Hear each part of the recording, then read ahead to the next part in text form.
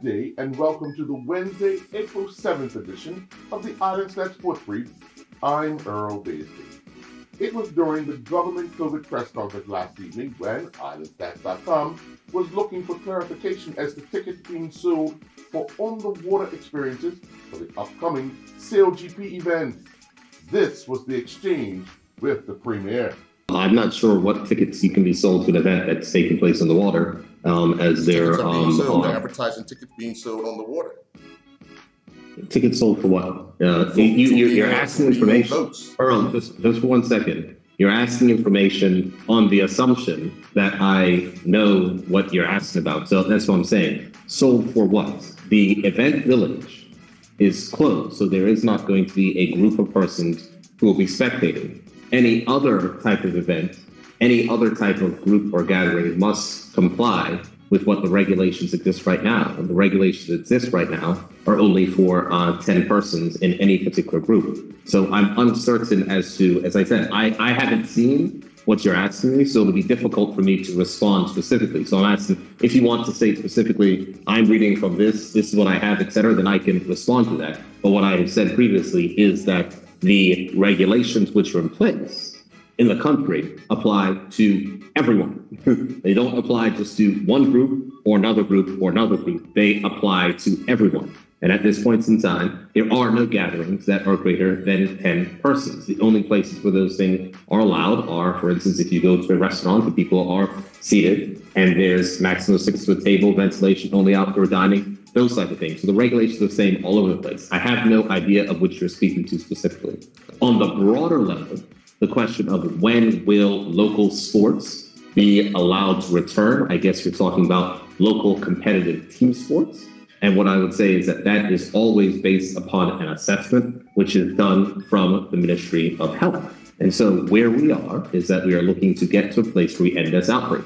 And that means that our positivity rates need to go below 1 consistently. It means that our incidence rates need to go below, I think, I don't want to get the number wrong. Our incidence rates need to go below a certain amount. I think it is less than 10 per 100,000 population. I think that's the incidence rate we're trying to go to. And our R number needs to be consistently not only just below 1, but well below 1, so we're not seeing an expansion of the virus here. At that point in time, we could say that the outbreak is over. It will match in with the declining rates, will match in with increasing vaccination rates. But until that time, it's not a time where, for instance, you can see, I would say, close contact sports, which have certainly higher things.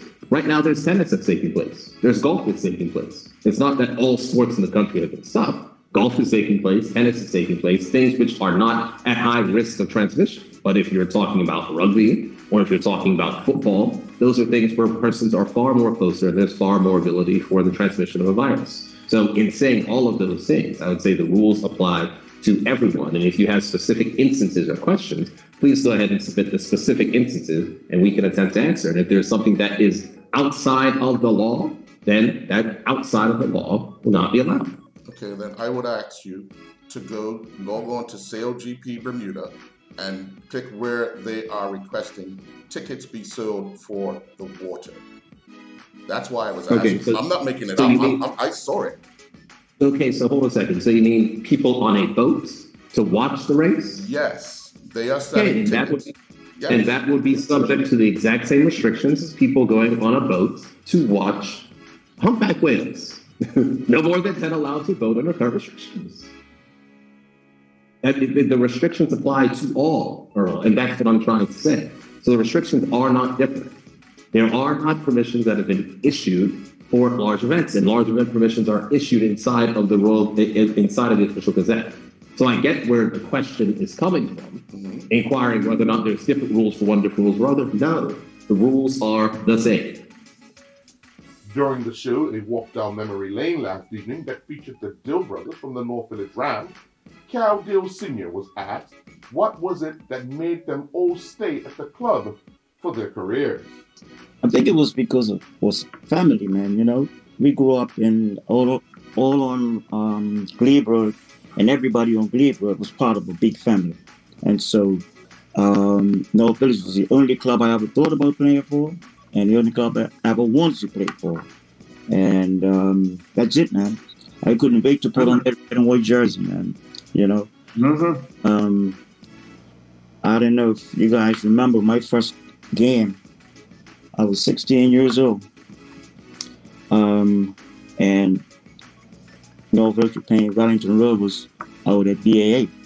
And it was right around the time they had the hot dog, something was a hot dog scandal or whatever, but a lot of players had refused to play. So North Village were short. And I remember going out there to watch the game. And Eugene, permanent coach at that time, said, "Look, Cal, we're short. You have your gear?" Now, BAA, we stayed on the corner of Roberts Avenue and Gleebrook. Hey, I ran home through the tracks. And I hope Mama's not listening, but I had my gear packed in the little shed on the back out there. You know, those brown suitcases, or we used to take school, the brown suitcases. Had my gear packed in there, by ran in the yard, ran all the way back out BA Field to play against Wellington Rovers, man. And that's, you know, from that day on, it was like there's no other team that I would even, you know, thought about playing for. The Bermuda Olympic Association announced that Dave Miners has been appointed as its Commonwealth Games Federation intern. Miners, during his 12-month part-time assignment, will assist the BOA with special projects, general administration, and other preparations for Bermuda's participation in the Birmingham 2022 Commonwealth Games. Miners posted on social media last evening, quote, "Very, very grateful for this opportunity. What will make this intern even sweeter is a trip to Birmingham next June to compete in the games," end quote. Keturah Beaufort Trot represented Montford Academy Women's Track and Field at the Tehopaliga Invitational Track Meet in Florida.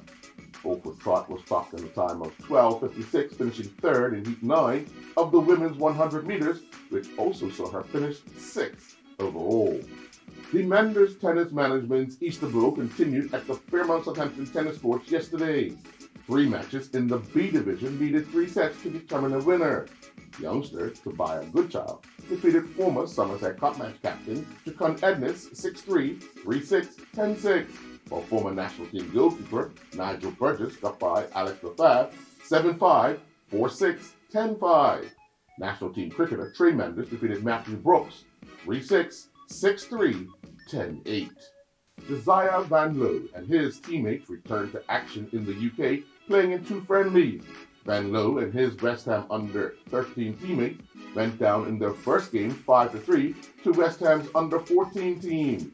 They would then pick up a 5-0 win against a second team. Following more than a week away from competition, Ty Hurdle and his Queen's University of Charlotte men's volleyball teammates returned to action with a 3-1 win over fellow Independent Volleyball Association member Tuscombe University. Chase Cooper would once again take to the water representing St. Mary's College of Maryland's varsity sailing team to compete in the St. Mary's College Spring Fling. Cooper and his crew would yet again finish on top of the podium, this time with 12 points. And that's a look at this Wednesday, April 7th edition of the Islandstats Sports Brief.